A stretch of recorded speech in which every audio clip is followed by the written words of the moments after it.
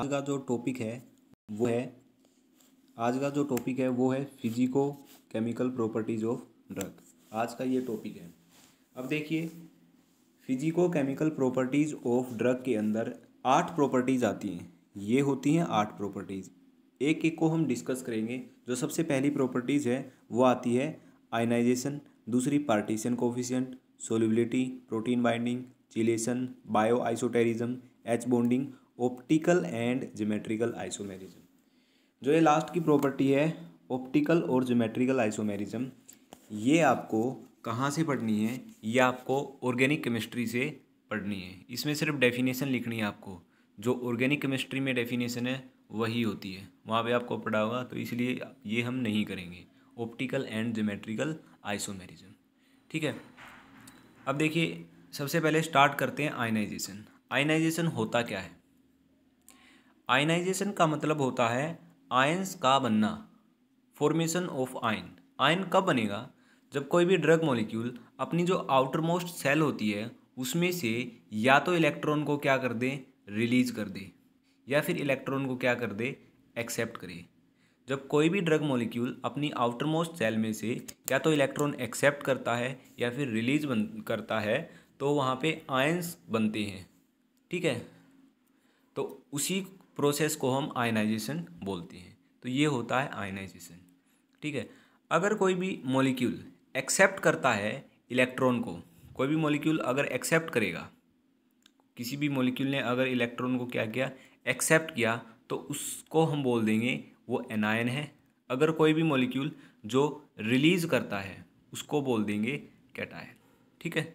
कोई भी मॉलिक्यूल अगर इलेक्ट्रॉन रिलीज करता है तो वो कैटायन है, और कोई भी मॉलिक्यूल जो एक्सेप्ट करता है वो एनायन होता है। सिर्फ आयनाइजेशन के अंदर इतना ही लिखना है। और जो आयनाइजेशन प्रोसेस होती है, ये जो आयनाइजेशन होती है ये बहुत ही इंपॉर्टेंट होती है फार्माकोकाइनेटिक्स की स्टडी में, क्योंकि जो ड्रग मॉलिक्यूल है वो आयनिक फॉर्म और नॉन आयनिक फॉर्म दोनों में होनी ज़रूरी होती है। एब्जॉर्प्शन के टाइम पे किस फॉर्म में होगी और डिस्ट्रीब्यूशन के टाइम में किस फॉर्म में होगी, वो अलग अलग फॉर्म में होगी।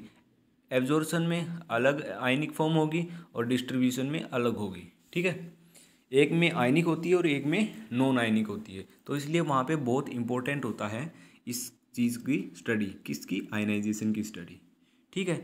और फिर जो फार्माकोकाइनेटिक्स है उसमें 4 स्टेप आते हैं, ADME।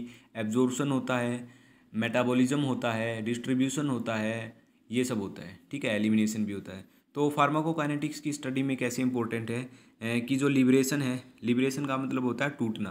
किसी भी ड्रग मॉलिक्यूल का स्मॉल पार्टिकल्स में टूटना, वो लिबरेशन है। एब्जॉर्प्शन का मतलब कि किसी भी पार्टिकल का, किसी भी ड्रग मॉलिक्यूल का स्टमक और इंटेस्टाइन में से सिस्टमिक सर्कुलेशन यानी कि ब्लड में पहुंचना, वो एब्जॉर्प्शन कहलाता है, ठीक है। डिस्ट्रीब्यूशन का मतलब होता है कि ब्लड में से रिसेप्टर तक ड्रग मॉलिक्यूल की जाने की प्रोसेस को हम डिस्ट्रीब्यूशन बोलते हैं, ठीक है। तो ये होता है आयनाइजेशन के अंदर।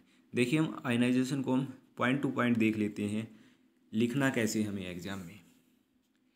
आयनाइजेशन, व्हेन एनी ड्रग और molecule accept or release the electron from its outermost cell, then it convert it into ions and this process is called ionization। और इस प्रोसेस को क्या बोल देंगे हम? इस प्रोसेस को हम बोल देंगे ionisation, and this process is known as ionisation, ठीक है। जब कोई भी drug molecule outer most cell में से या तो इलेक्ट्रॉन को रिलीज करे या फिर एक्सेप्ट करे, वो प्रोसेस आयनाइजेशन, ठीक है। नेक्स्ट जो आता है वो आता है if that molecule release the electron then they form cation। अगर वो मॉलिक्यूल रिलीज करेगा तो कैटायन फॉर्मेशन होगी। If the molecule accept the electron then called anion. तो एक्सेप्ट करेगा तो क्या होएगा? एनायन होगा, ठीक है, जो कि मैंने बताया हुआ है। The ionisation process is very important in the study of pharmacokinetics of drug. Basically liberation होता है, एब्जॉर्प्शन होता है और डिस्ट्रीब्यूशन होता है। अब जो लिबरेशन है वो मैंने बताया था कि इन this process the drug molecule dissociate into, यहाँ पे आएगा into the molecule come out, ठीक है। इसका मतलब होता है कि कि जो ड्रग मॉलिक्यूल है वो स्मॉल पार्टिकल्स के अंदर क्या हो जाता है, डिसोसिएट हो जाता है। सेकंड है एब्जॉर्प्शन। एब्जॉर्प्शन क्या होता है, in this process the drug molecule reach into the systemic circulation, it means blood. मतलब कि ब्लड के अंदर पहुंचना किसी भी ड्रग मॉलिक्यूल का स्टमक और इंटेस्टाइन से, वो होता है एब्जॉर्प्शन। फिर आया distribution. Distribution in this process the drug molecule in ionic और non ionic form reach into the receptor at different cell. तो रिसेप्टर तक पहुंचना क्या कहलाता है, वो डिस्ट्रीब्यूशन कहलाता है। ठीक है, तो ये था आयनाइजेशन। अब जो नेक्स्ट प्रॉपर्टी आती है, नेक्स्ट फिजिको केमिकल प्रॉपर्टीज आती है, वो आती है पार्टीशन कोफिशिएंट। अब देखिए पार्टीशन कोफिशिएंट क्या होता है, क्यों हम इसकी स्टडी करते हैं, क्या काम आता है। Partition coefficient is denoted by log p या log k। पार्टीशन कोफिशिएंट को log p या log k से हम log p से डिनोट कर सकते हैं या फिर k से डिनोट कर सकते हैं। तो partition coefficient is denoted by log p और k। ठीक है, ये लिखना आपको। दूसरा क्या है, पार्टीशन कोफिशिएंट होता क्या है। पार्टीशन कोफिशिएंट होता है कि ratio of drug dissolve in octanol upon ratio of drug dissolve in water. ठीक है, तो क्या होता है partition coefficient, ratio of drug dissolve in octanol upon the amount of drug dissolve in water. Octanol में कितनी ड्रग डिजोल्व हुई, water में कितनी ड्रग डिजोल्व हुई, इन दोनों के रेशो को ही हम क्या बोलते हैं, पार्टीशन कोफिशिएंट बोलते हैं। ठीक है, समझ में आई। और पार्टीशन कोफिशिएंट क्यों स्टडी करते हैं, पार्टीशन कोफिशिएंट पता लगने से, अगर पार्टीशन कोफिशिएंट पता लग जाता है तो हम बता सकते हैं कि जो ड्रग है उसका नेचर हाइड्रोफिलिक है या फिर हाइड्रोफोबिक है। ठीक है, हाइड्रोफिलिक है या फिर हाइड्रोफोबिक है। देखिए log p को तो हमने लिख लिया क्या, log p के तो हमने लिख लिया, ये k लिख लिया, क्योंकि हम log p या k के द्वारा डिनोट कर सकते हैं पार्टीशन कोफिशिएंट। तो partition coefficient is equal to KO upon में KW। KO होता है X of drug in octanol और X of drug in water. ये होता है पार्टीशन कोफिशिएंट का फॉर्मूला। ये पार्टीशन कोफिशिएंट का फॉर्मूला है। अगर पार्टीशन कोफिशिएंट, ये पार्टीशन कोफिशिएंट है, अगर इसकी वैल्यू लेस देन 1 है तो हम कहेंगे जो नेचर है ड्रग का वो हाइड्रोफिलिक है। कैसा नेचर है, हाइड्रोफिलिक इन नेचर। अगर मोर देन 1 है पार्टीशन कोफिशिएंट की वैल्यू, तो हम कहेंगे जो ड्रग का नेचर है वो क्या है, लाइपोफिलिक है। ठीक है, तो पार्टीशन कोफिशिएंट क्यों स्टडी करते हैं, क्योंकि इससे हमें पता लगता है कि ड्रग का नेचर कैसा है, हाइड्रोफिलिक होगा या फिर हाइड्रोफोबिक होगा। ठीक है, तो ये होता है पार्टीशन कोफिशिएंट। पार्टीशन कोफिशिएंट कुछ फैक्टर पे भी डिपेंड करता है, उन फैक्टर्स के आपको सिर्फ नाम लिखने हैं, डिटेल में जाने की कोई ज़रूरत नहीं है। जैसे कि पार्टीशन कोफिशिएंट डिपेंड करता है पीएच पे, कोसोल्वेंट पे, और भी फैक्टर हैं जो हम देखेंगे। ठीक है, तो पॉइंट टू पॉइंट देखते हैं क्या है। Partition coefficient it is denoted by log p और k। It is denoted by log p और log k। log p is equal to x of drug in octanol and x of drug in water. ये KO upon KW और या फिर ये log p, ये पूरे ये क्या है, फार्मूला होता है पार्टीशन कोफिशिएंट का। If the value of partition coefficient is less than 1 the nature of drug is hydrophilic. If the value of partition coefficient is more than 1 the nature of drug is lipophilic. तो जो nature होगा drug का वो क्या होगा, lipophilic होगा। ठीक है, partition coefficient decides the hydrophilic and lipophilic nature of any drug. It can be defined as ratio of drug dissolved into the octanol upon ratio of drug dissolved into water. It is denoted by log p या log k। ये लिखना आपको। अब exam के अंदर ना जो ये जो 3-4 लाइन है ये पहले लिखनी है, और उसके बाद में आप ये लिख सकते हो, फिर फार्मूला लिख सकते हो, और लास्ट में ये लिखना है, ठीक है। ये थोड़ा सा उल्टा लिखा हुआ है तो आपको मैनेज करना पड़ेगा, और जो ये नोट्स हैं इनकी हैंडराइटिंग भी थोड़ी सी सही नहीं है, लेकिन आपको मैनेज करना पड़ेगा। और जो ये नोट्स हैं वो डिस्क्रिप्शन में लिंक गिवन होगा, वहाँ पे क्लिक कीजिए, आपको नोट्स मिल जाएंगे। जो नेक्स्ट है वो है क्या है, फैक्टर। कौन कौन से फैक्ट करते हैं। The partition coefficient of a medicine depends upon the following factor. PH पे डिपेंड करती है, कोसोलेंट पे, सर्फेक्टेंट पे और कॉम्प्लेक्सेशन में।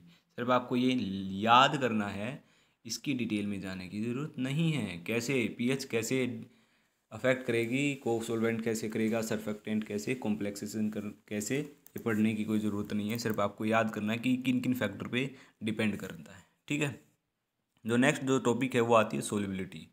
सोलिबिलिटी सोटिक्स में भी पढ़ते हैं। क्या होता है सोलिबिलिटी?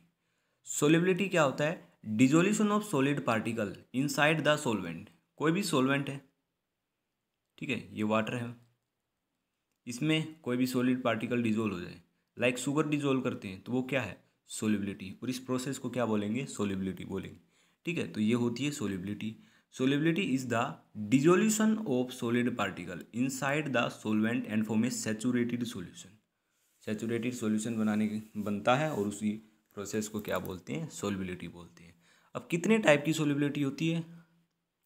अब इसको डिवाइड किया गया है कि on the basis of solvent कितने टाइप की है और on the basis of kinetics कितने टाइप की है। On the basis of solvent 2 type की होगी, aqueous solubility, non aqueous solubility. और on the basis of kinetics फिर से 2 टाइप की, इक्विलिब्रियम और काइनेटिक। अब देखिए on the basis of solvent कैसे होगा। ऑन द बेसिस ऑफ जो सॉल्वेंट होता है वो 2 टाइप की होगी, एक्वस होगी, नॉन एक्वस होगी। अब एक्वस सोलिबिलिटी क्या होगा? जब कोई भी सोल्यूट पार्टिकल वाटर के अंदर डिजोल्व हो जाए, when solute particle dissolved into water then it is called aqueous solubility। उसको हम aqueous solubility बोलेंगे। ठीक है, और नॉन एक्वस सोलिबिलिटी क्या आती है? नॉन एक्वस किसे बोलेंगे? नॉन एक्वस बोलेंगे when solute particle dissolved other than water, dissolve into other than water, water के अलावा कुछ भी उसके अंदर डिजोल्व होगा तो वो होगा नॉन एक्वस सोलिबिलिटी। ठीक है, ये था solubility on the basis of solvent, aqueous और नॉन एक्वस। नेक्स्ट जो आता है वो आएगा on the basis of kinetics. Kinetics पे कैसे? इक्विलिब्रियम और सोलिबिलिटी, इक्विलिब्रियम सोलिबिलिटी और काइनेटिक सोलिबिलिटी। अब इक्विलिब्रियम सोलिबिलिटी क्या होगी, काइनेटिक सोलिबिलिटी क्या होगी? देखिए सबसे पहले मैं बताता हूँ काइनेटिक। जब वीक एसिड और वीक बेसिक, या तो वीक एसिडिक हो या वीक बेसिक हो, कोई भी ड्रग मॉलिक्यूल है वो या तो वीकली एसिड होगा या वीकली बेसिक होगा। अगर वो डिजोल्व किया जाएगा स्ट्रॉन्ग एसिडिक और स्ट्रॉन्ग बेस सॉल्वेंट के अंदर, तो क्या होगा? ड्यू टू लेवलिंग इफेक्ट जो सोलिबिलिटी है वो बढ़ जाएगी। क्या हो जाएगी? इंक्रीज हो जाएगी सोलिबिलिटी। और इसी प्रोसेस को हम क्या बोलते हैं? काइनेटिक सोलिबिलिटी बोलते हैं। ठीक है, अब इक्विलिब्रियम सोलिबिलिटी क्या होगी? जब भी हम देखिए ये सॉल्वेंट है, ये सॉल्वेंट है, इसके अंदर हमें शुगर ऐड करना है, शुगर ऐड कर लिया मान लिया, ठीक है, वो होगी मिक्सअप हो गई। फिर और शुगर ऐड की हमने, वो भी मिक्सअप हो गई, और शुगर ऐड की वो भी मिक्सअप हो गई। लेकिन कुछ एक ऐसा पॉइंट आएगा जहाँ पे और शुगर ऐड करने से वो मिक्स नहीं होगी। क्यों नहीं होगी? क्योंकि वो जो सॉल्यूशन वो सैचुरेट हो चुका होगा, अब उसमें और कुछ डिजोल्व नहीं होगा और शुगर डिजोल्व नहीं होगी। हाँ वो बात अलग है कि टेम्परेचर इंक्रीज़ कर दिया तो सोलिबिलिटी और इंक्रीज़ हो जाएगी, वो नहीं करना है। सिर्फ आपको यही करना है कि इक्विलिब्रियम सोलिबिलिटी होती क्या है।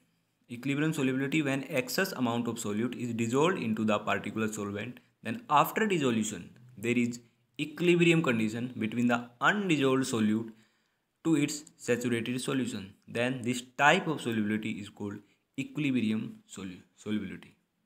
ठीक है, तो उसको बोलेंगे इक्विलिब्रियम सोलिबिलिटी। कहीं कहीं थोड़ी थोड़ी मिस्टेक है वो आप ठीक कर लेना, जो मैं बोल रहा हूँ वो सही है। जैसे सॉल्यूशन है यहाँ पे सोलिबिलिटी आएगा, तो मतलब मैनेज करना पड़ेगा आपको। तो ये था इक्विलिब्रियम सोलिबिलिटी। काइनेटिक सोलिबिलिटी क्या है? व्हेन द वीक एसिडिक और weak basic drug is dissolve into the non aqueous solvent such as strong base, strong acid, then due to leveling effect solubility is increase। This type of solubility is called kinetic solubility। उसको हम क्या बोलेंगे? उसको बोलेंगे kinetic solubility।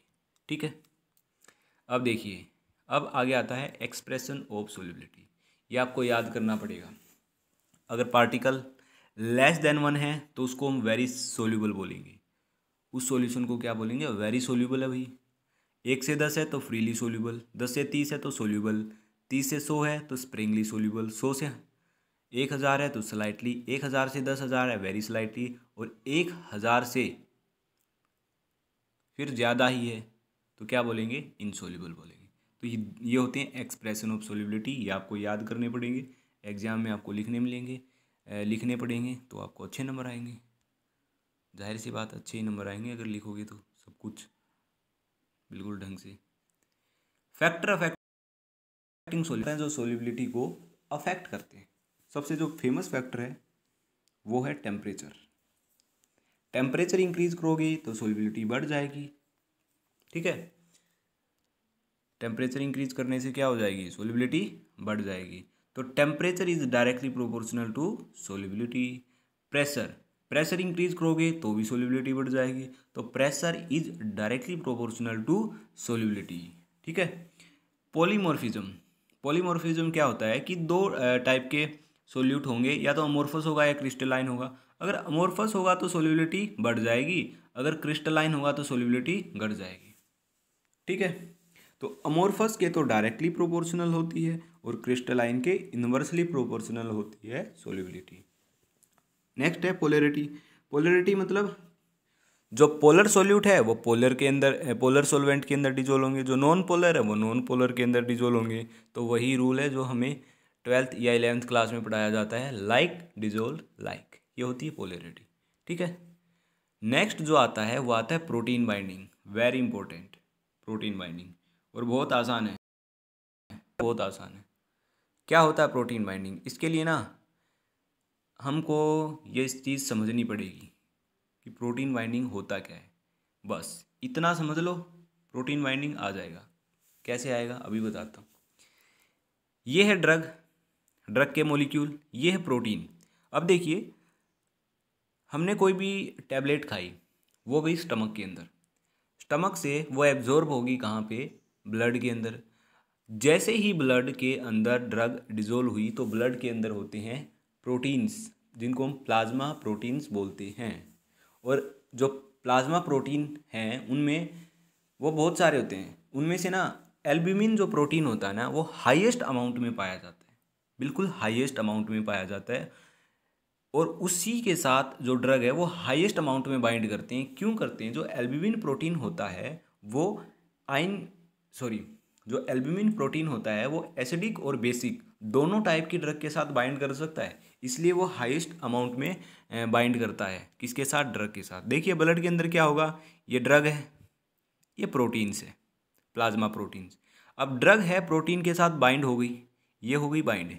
अब होगा क्या, ये तो होगा नहीं कि सारे ड्रग मॉलिक्यूल सारे प्रोटीन के साथ बाइंड कर जाएं, नहीं, ऐसा नहीं होगा। कुछ फ्री फॉर्म में रह जाएंगे, कुछ कॉम्प्लेक्स फॉर्म में रह जाएंगे। देखिए मैंने लिखा ये कॉम्प्लेक्स, ये बाइंड हो गई तो कॉम्प्लेक्स फॉर्म, जो फ्री रह गए जो बाइंड नहीं हुए वो हो गए फ्री फॉर्म में के अंदर, ठीक है। इतना समझ में आया, ये सब ब्लड के अंदर काम होगा। अब ब्लड में ये हो गए बाइंड हो गए, कुछ फ्री फॉर्म में रह गए। अब इनको क्या करना है, सेल मेम्ब्रेन से पास करना है, ये सेल मेम्ब्रेन है, यहाँ से पास आउट होना है। अब जो फ्री फॉर्म में है वो तो पास नहीं होंगे, जो फ्री फॉर्म में है वो पास नहीं होंगे। देखिए ड्रग प्रोटीन के साथ बाइंड की तो वो जो ड्रग प्रोटीन के साथ बाइंड की वो सेल मेम्ब्रेन में से पास आउट हो सकती है, जो ड्रग प्रोटीन के साथ बाइंड नहीं की वो पास आउट नहीं होगी, ठीक है। तो सेल मेम्ब्रेन में से क्या होगी, पास आउट होगी। देखिए ये इन्होंने चार ने ही क्या बनाया था, कॉम्प्लेक्स बनाया था, और चार ही मॉलिक्यूल सेल मेम्ब्रेन से पास आउट हो गए, ठीक है। अभी आ गए ईसीएफ के अंदर, एक्स्ट्रा सेलुलर फ्लूइड, इनको जाना होगा आईसीएफ, ठीक है। आईसीएफ है ये, आईसीएफ में क्या है, ये रिसेप्टर है, ये रिसेप्टर है, यहाँ पे ड्रग आके बाइंड होगी। अब कैसे होगी मैं बताता हूँ। अब देखिए ये जो कॉम्प्लेक्स है ये सेल मेम्ब्रेन से बाहर आ गए, ईसीएफ में आ गए। अब क्या होगा, ये आगे जाएंगे, रिसेप्टर तक जाएंगे। जो ये कॉम्प्लेक्स हैं इनका रिसेप्टर तक जाने की प्रोसेस को डिस्ट्रीब्यूशन बोलते हैं। तो ये इनका क्या होगा, डिस्ट्रीब्यूशन होगा, ये रिसेप्टर तक जाएंगे। अब रिसेप्टर के साथ इनको बाइंड करना है, बाइंड करने के बाद ये एक्शन देंगे। हमारी बॉडी में कोई भी ड्रग है वो कब एक्शन देती है, जब बाइंड करती है वो रिसेप्टर के साथ। अब इनको रिसेप्टर के साथ बाइंड करना है। देखिए जो ये ड्रग मॉलिक्यूल है और ये प्रोटीन का है, अब ये दोनों बाइंड हैं, तो ये बाइंड होंगे तो रिसेप्टर के साथ ये बाइंड नहीं कर पाएंगे। क्यों, क्योंकि इनका जो स्ट्रक्चर है वो बड़ा हो गया। पहले ड्रग मॉलिक्यूल का स्ट्रक्चर कुछ था और प्रोटीन का कुछ था, दोनों आपस में बाइंड हो गए तो उनका स्ट्रक्चर ओवरऑल क्या हो गया, इंक्रीज। किससे, रिसेप्टर से। तो जो बाइंड हुई स्ट्रक्चर है ना, जो कॉम्प्लेक्स फॉर्म में, वो बाइंड नहीं कर पाएंगे। तो सेल मेम्ब्रेन क्रॉस करने के बाद अब इनको फ्री फॉर्म में होना पड़ेगा। तो होगा क्या, यहाँ पे जो ये कॉम्प्लेक्स बने हैं ना, जो ये कॉम्प्लेक्स बने हैं यहाँ पे देखिए, ये जो कॉम्प्लेक्स बने हैं ड्रग और मॉलिक्यूल का, ये दो टाइप के बनेंगे, रिवर्सिबल और इरिवर्सिबल। अगर स्ट्रॉन्ग बॉन्ड के द्वारा ये बने हैं तो ये होंगे इरिवर्सिबल। अगर भाई ये वीक बॉन्ड के द्वारा ये जुड़े हुए हैं आपस में तो ये होंगे रिवर्सिबल, ये वापिस से फ्री फॉर्म में आ जाएंगे। जो स्ट्रॉन्ग बॉन्ड के द्वारा है वो फ्री फॉर्म में नहीं आएंगे। अब देखिए, ये चार कॉम्प्लेक्स में से जो दो कॉम्प्लेक्स हैं वो तो हो गए इरिवर्सिबल फॉर्म में। ये देखिए, ये स्ट्रॉन्ग बॉन्ड के द्वारा जुड़े हुए हैं, इसलिए क्या हुआ, ये वापिस से फ्री फॉर्म में नहीं आए। और एक्शन देने के लिए, मतलब रिसेप्टर के साथ बाइंड करने के लिए ज़रूरी है कि वो फ्री फॉर्म में आए। दो बात आपको याद रखनी है, जब कोई भी ड्रग मॉलिक्यूल सेल मेम्ब्रेन से पास होगा तो वो कॉम्प्लेक्स फॉर्म में होना ज़रूरी है। जब फिर अगेन क्या होगा, आगे कोई भी ड्रग मॉलिक्यूल रिसेप्टर के साथ बाइंड होगा तो वो फ्री फॉर्म में होना ज़रूरी है। क्यों? क्योंकि अगर वो कॉम्प्लेक्स फॉर्म में होगा तो उसका साइज़ बड़ा होगा, रिसेप्टर से वो बाइंड नहीं कर पाएगा, इसलिए फ्री फॉर्म में होना ज़रूरी है। अब देखिए, यहाँ पे जो दो ड्रग मॉलिक्यूल है, एक तो ये रहा और एक ये रहा, ये क्या हो गए, फ्री फॉर्म में हो गए। अब यही जाके क्या होगा, रिसेप्टर के साथ बाइंड हो जाएंगे और अपना एक्शन देंगे, और इसी को क्या बोलते हैं, प्रोटीन बाइंडिंग बोलते हैं। बहुत ही आसान है, जो मैंने बताया वो सिर्फ लिखना है आपको। देखिए, पॉइंट टू पॉइंट बोलता हूँ मैं, समझ में आए तो देखना, समझ में आ ही जाएगा, वैसे तो आसान है। Protein binding after the absorption of drug, when drug reach into the systemic circulation then it bind to the plasma proteins and form plasma protein drug complex. क्या बनाएगी, प्लाज्मा प्रोटीन ड्रग कॉम्प्लेक्स। ठीक है, फिर आगे क्या होगा, आगे होगा कि in blood basically albumin protein is present in highest amount because it can form complex formation with both kind of drug as well as acidic as well as basic. ठीक है, जो एल्ब्यूमिन है वो हाईएस्ट अमाउंट में होता है, highest amount में उसकी बाइंडिंग होती है ड्रग के साथ, कॉम्प्लेक्स फॉर्मेशन करेगा वो। ठीक है, उसके साथ बोथ काइंड के, जो बोथ ऑफ काइंड हैं वो ड्रग मॉलिक्यूल एसिडिक हो या बेसिक हो, वो क्या कर सकते हैं, बाइंड कर सकते हैं। आगे बताता है कि when the drug is combined with the protein they form two types of complex, reversible irreversible. Reversible weak bond के द्वारा जुड़े हुए होंगे, इरिवर्सिबल जो हैं वो स्ट्रॉन्ग बॉन्ड के द्वारा जुड़े हुए होंगे। Reversible complex, in this type of complex the protein and drug bind with the weak force like hydrogen bond and van der Waals force, and after absorption they dissociate। After absorption क्या हो जाएंगे, वो dissociate हो जाएंगे, they dissociate and they becomes again free, again free हो जाएंगे। कहाँ, reversible के अंदर। फिर आता है इरिवर्सिबल। अब इरिवर्सिबल क्या होता है, in this complex the protein is bind with the drug with strong bond like covalent bond.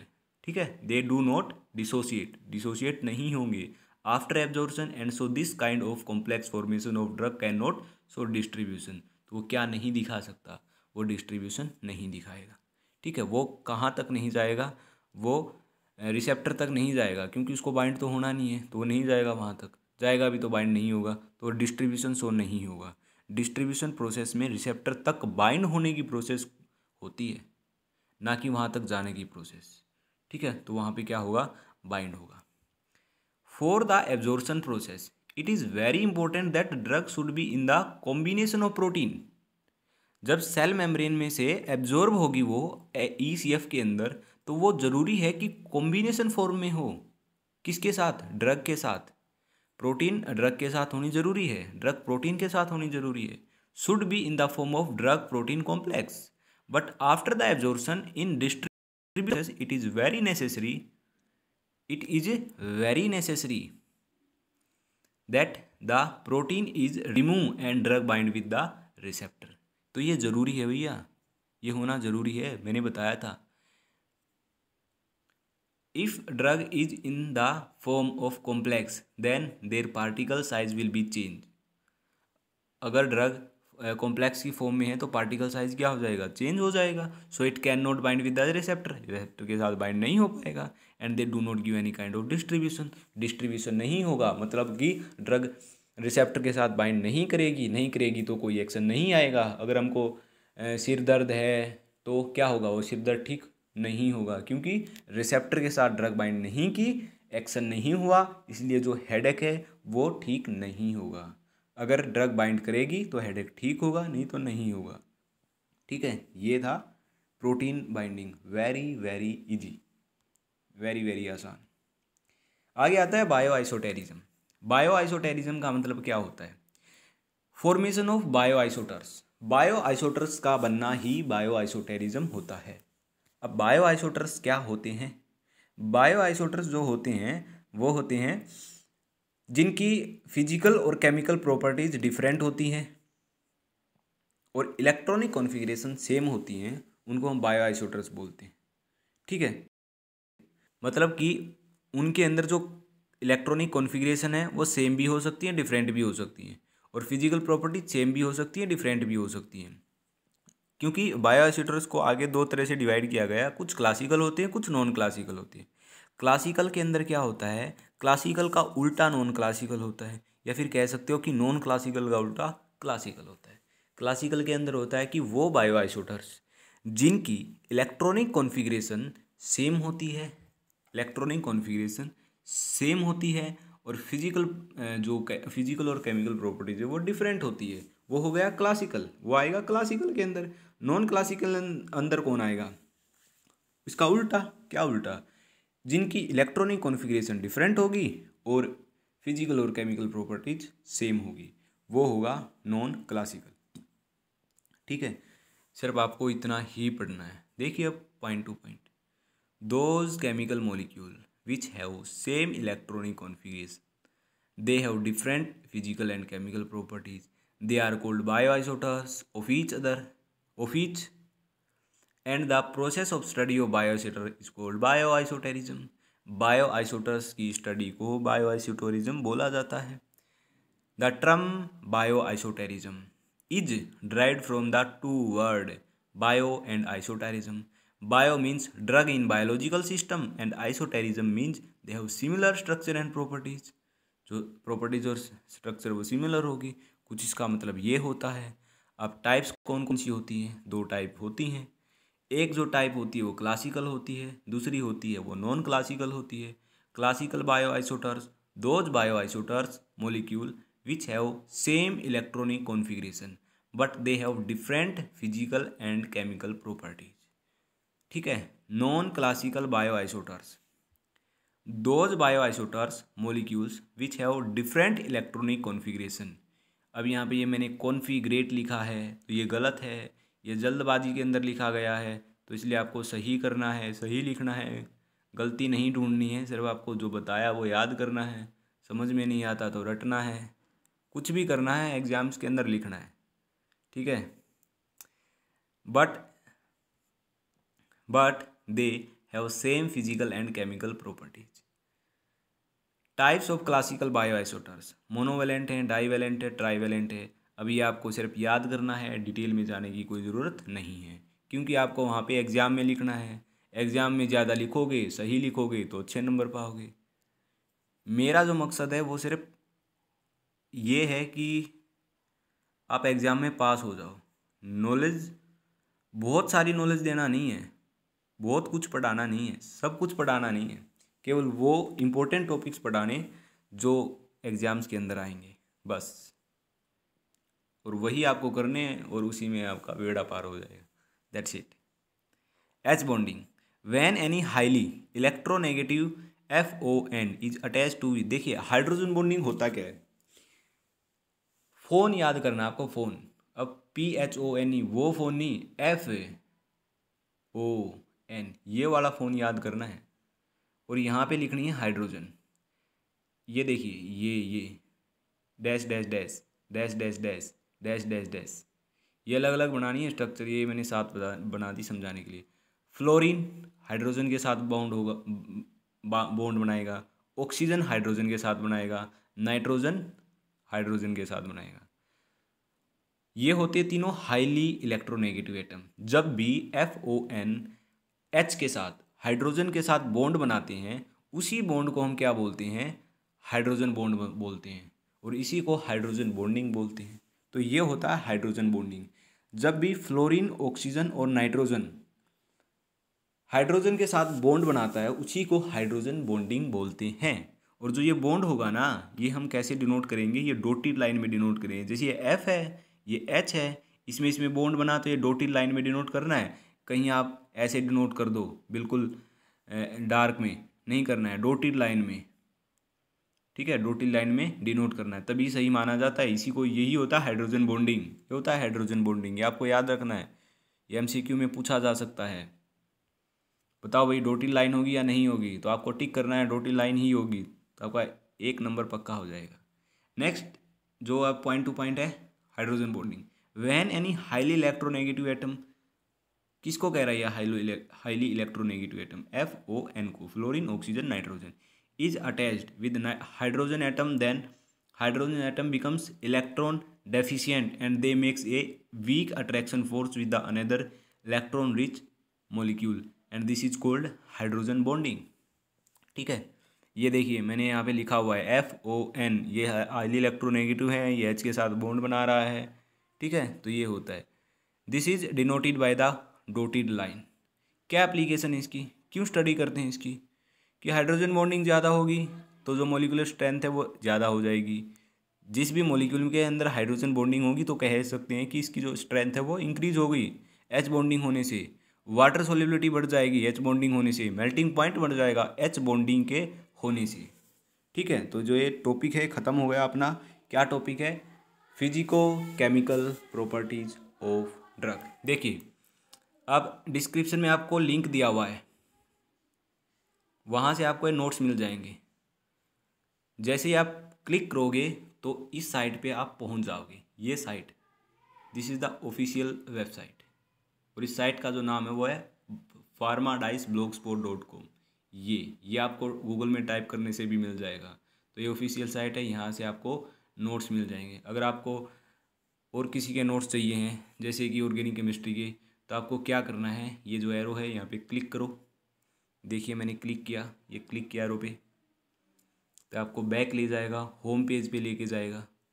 फिर आपको क्या करना है, फिर आपको जो ये दिख रहा है ना, यहाँ पे क्लिक करना है। मैंने यहाँ पे क्लिक किया, फिर आपको नीचे थोड़ा सा स्क्रॉल करना है, ये मैंने स्क्रॉल किया। फिर आपको दिखेगा लेबल्स, आपको क्लिक करना है यहाँ पे।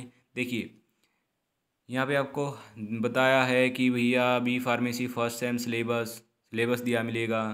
अब आगे आगे सेकंड थर्ड फोर्थ का मैं डालूँगा तो मिल जाएगा आपको। और यहाँ पे और क्या दिया हुआ है कि मैड ऑर्गेनिक केमिस्ट्री के नोट्स देखिए। जैसे आप यहाँ पे क्लिक करोगे, ये क्लिक किया तो जितने भी ऑर्गेनिक केमिस्ट्री फोर्थ सेम के नोट्स मैंने डाले हैं इस पर, वो आपके सामने आ जाएंगे। फ़िलहाल तो एक ही डाला है, कन्फर्मेशन ऑफ इथीन, यही डाला है। तो जितने आएंगे वो आप यहाँ पे लिस्ट आ जाएगी, आपके पास लिस्ट आ जानी है। ठीक है, तो अगर आपको कोई भी क्यूरी है या तो आप यूट्यूब चैनल पे कमेंट कर सकते हो, या फिर यहाँ पे आप नाम डालो, अपनी ईमेल डालो, और जो मैसेज पहुँचाना है वो यहाँ पे लिखो और सेंड पे दबा दो, मेरे पास पहुँच जाएगा। कोई भी क्यूरी हो तो बताना। आज के लिए बस इतना ही।